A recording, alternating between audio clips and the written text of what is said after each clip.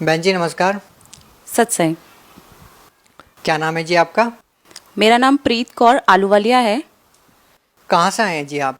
जी मैं पुणे महाराष्ट्र। क्या करते हैं? मैं एक हाउसवाइफ हूँ। संत रामपाल जी महाराज से कब जुड़े आप? संत रामपाल जी महाराज जी से मैं 2007 में जुड़ी हूँ। संत रामपाल जी महाराज से नाम दीक्षा लेने से पहले आप क्या भक्ति करते थे? एक्चुअली मैं पंजाबी हूँ, तो मेरे जो फादर हैं वो गुरुद्वारे में सेवा करते हैं, तो हम भी शुरू से गुरुद्वारे में जाते थे। हाँ, मूर्ति पूजा भी करते थे, दुर्गा जी की, जैसे लक्ष्मी गणेश, हम सब कुछ करते थे। तो पापा गुरुद्वारे में थे, हमने बचपन से बहुत स्ट्रगल देखा है, पापा ने बहुत मेहनत की है, लेकिन कुछ उसका लाभ नहीं दिखा हमने, क्योंकि हमने बचपन से ही इतना स्ट्रगल देखा है, इतनी गरीबी देखी है कि बता नहीं सकते हम।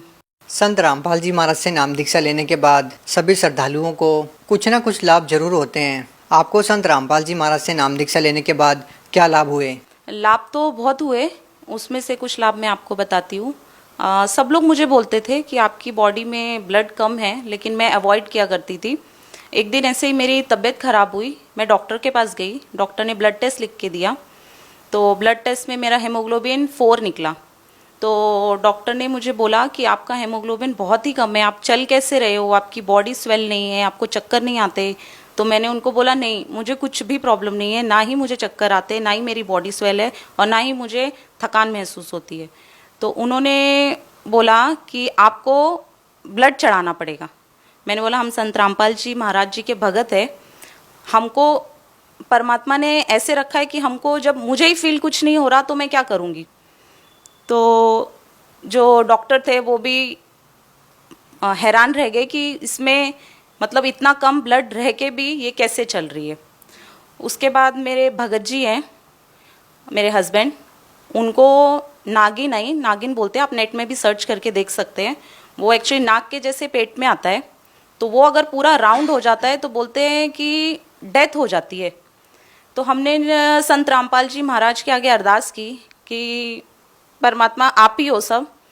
तो परमात्मा ने बोला दया करेंगे। संत रामपाल जी महाराज की ऐसी दया हुई कि उनकी वो जो नागिन थी, जहाँ से स्टार्ट हुई थी, वो थोड़े में ही स्टॉप हो गई, वो पूरी राउंड नहीं हुई। तो ऐसे बहुत सारे चमत्कार हैं जो परमात्मा संत रामपाल जी महाराज डेली बेसिस पे करते हैं। अभी कुछ दिन पहले की बात है, मेरा बेटा है छोटा, 2.5 साल का है, वो खेल रहा था, खेलते खेलते वो गिर गया। तो जब वो गिरा तो उसके फ्रंट टीथ में उसको लगी, तो उसका टीथ पूरा ब्लैक हो गया। तो एक ही रात की बात है, वो थोड़ा रोया या उसने खाया पिया नहीं, नेक्स्ट डे वो ठीक था। लेकिन हम लोग गए डॉक्टर के पास, दिखाया, तो डॉक्टर ने इतना लंबा चौड़ा बता दिया कि बच्चे को टीथ की जो नस होती है वो कट गई है, ब्लड अंदर रुक गया है, उसको क्लॉट हो गया है, आपको अभी इसको पूरा रूट कैनाल करना पड़ेगा। एज अ मदर मैं बहुत डर गई थी, क्योंकि इतना छोटा बच्चा, 2.5 साल का बच्चा है उसका वो लोग रूट कैनाल करेंगे, इतना कुछ करेंगे।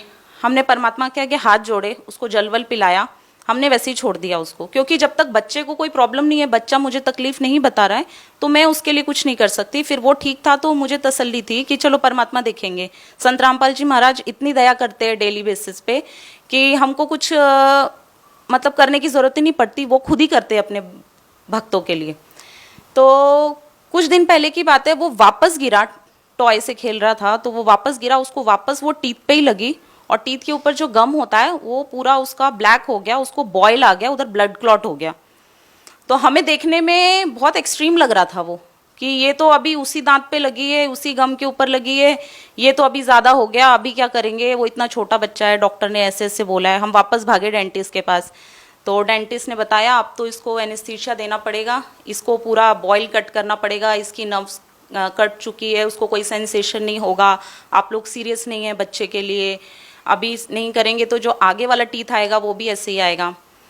हम डॉक्टर की बातें सुन के हम घर आ गए, हमने परमात्मा के आगे हाथ जोड़े, संत रामपाल जी महाराज जी के आगे प्रार्थना लगाई कि ऐसे ऐसे डॉक्टर ने बोला है। तो संत रामपाल जी ने हमको बोला कि आप कुछ भी मत करो, सब परमात्मा ठीक करेंगे। तो आप विश्वास नहीं करेंगे, हमने संत रामपाल जी महाराज को सुबह प्रार्थना लगाई और शाम को बच्चे का बॉयल भी ठीक था। इवन जो पहले जो ब्लैक टीथ था वो भी धीरे धीरे नॉर्मल हो गया। इवन अगर हम अभी जाके किसी डेंटिस्ट को बताएंगे कि ब्लैक टीथ वाइट हो सकता है क्या, वो कभी बिलीव नहीं करेगा।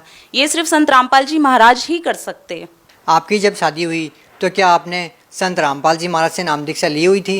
हाँ जी, ले रखी थी। और आपके पति ने भी नाम दीक्षा ले रखी थी? हाँ जी। तो जैसा कि अभी मीडिया में हम लगातार देखते हैं और ये बात सुर्खियों में बनी रहती है कि संत रामपाल जी महाराज के अनुयायी किसी भी प्रकार का दहेज नहीं लेते हैं, बिल्कुल सादगीपूर्ण विवाह करते हैं। आपकी शादी कैसे हुई? क्योंकि आपकी शादी भी संत रामपाल जी महाराज के एक अनुयायी से हुई है। तो क्या आपने जो शादी की है वो दहेज रहित की है या दहेज दिया है?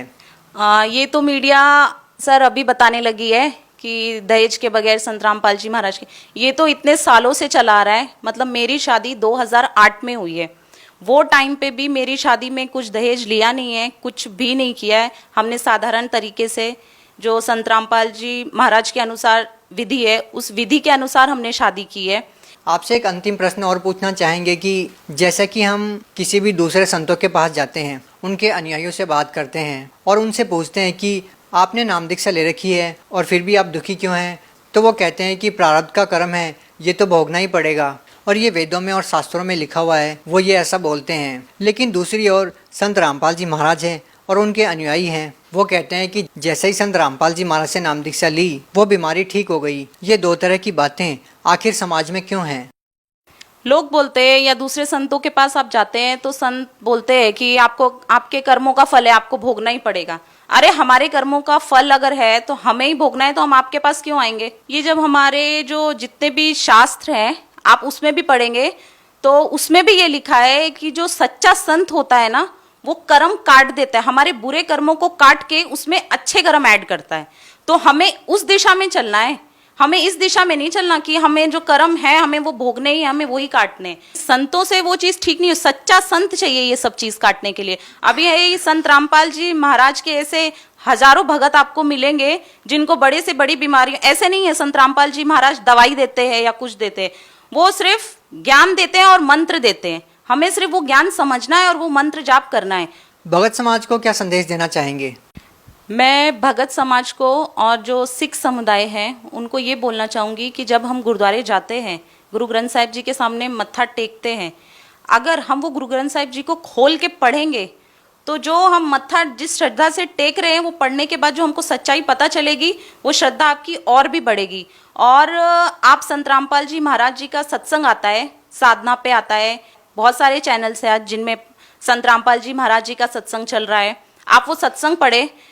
संत रामपाल जी महाराज ने हर एक पन्ना खोल के बताया गुरु ग्रंथ साहिब जी का भी कि इसमें क्या लिखा है और सच्चाई क्या है और आप लोग क्या कर रहे हैं। बहुत बहुत धन्यवाद आपका। सत साई।